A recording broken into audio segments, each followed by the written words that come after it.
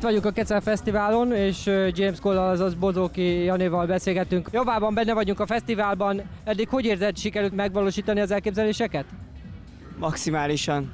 Én azt gondolom, hogy ennyi embert senki nem várt ide az országból.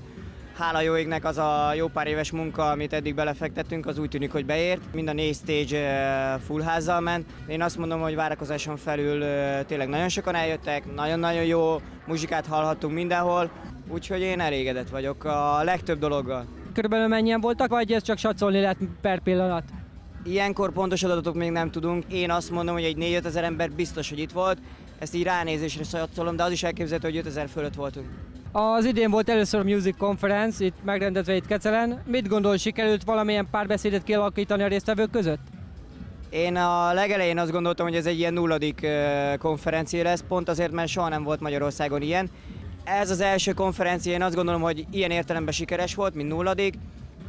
A meghívottaknak egy jó része eljött, és egy olyan beszélgetés hallhatott az a 101 néhány ember, mindegy, hogy közönségből, a médiából vagy a szakmából, aki itt volt, ami azt gondolom, hogy azt mutatta meg, hogy tényleg van értelmes párbeszéd a szakmán belül, rengeteg szálon kötődünk egymáshoz személyes barátságokkal, és ilyenkor igaz, hogy az ország túloldalán vagyunk, de elzaráldokolnak ide azok, akiknek fontos az, hogy beszélgessünk is ezekről a dolgokról, ne csak hallgassuk. Mint egy első lépés, ezt is meg kell tenni, ugyanúgy, ahogy Kecelen is az első buliba, ami elektronikus zenei volt, pár százan voltak, utána szépen lassan nőtte ki magát, úgyhogy jövőre én bízom benne, hogy egy kicsit korábbi szervezéssel tényleg országos szintűvé, és még több stílust felülelően meg tudjuk szervezni ezt a konferenciát. Milyen feladatok hárulnak ilyenkor egy szervezőre? Ez egy csapatmunka, tehát egyedül ebben meg lehet rokkanni egy ilyen méretű fesztiválon.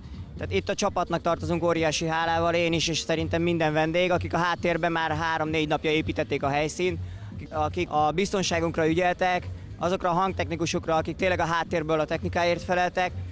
Ez mellett nekem, mint promóternek ugye nem egyedül kellett koordinálnom mind a 9 külföldi fellépőt, hanem a kollégák ebben segítettek. Egyszer van ilyen nagy buli, amikor ez tényleg egy kicsit az őrültek házára hasonlít, ilyenkor meg kell oldani minden problémát, úgyhogy hát nem egyszerű feladat. Kicsit fáradtak is tűnsz. Az nem kifejezés, úgyhogy 2 napja körülbelül fönn vagyok. A DJ-zés ilyenkor háttérbe szokott szorulni, mivel annyian kérték, és tényleg megígértem, hogy valamennyit fogok játszani, ezért aztán egy kicsit tekergettem is.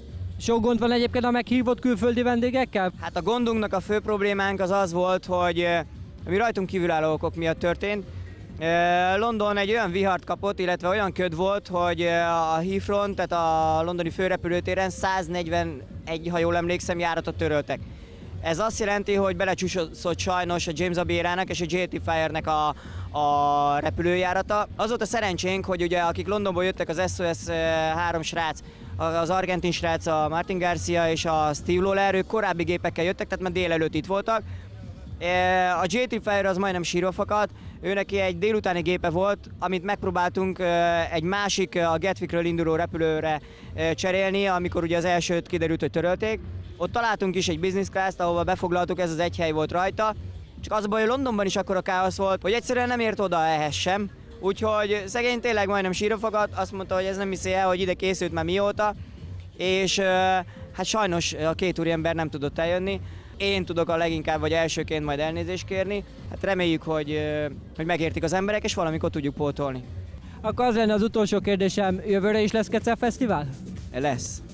Köszönöm szépen. Én köszönöm, srácok.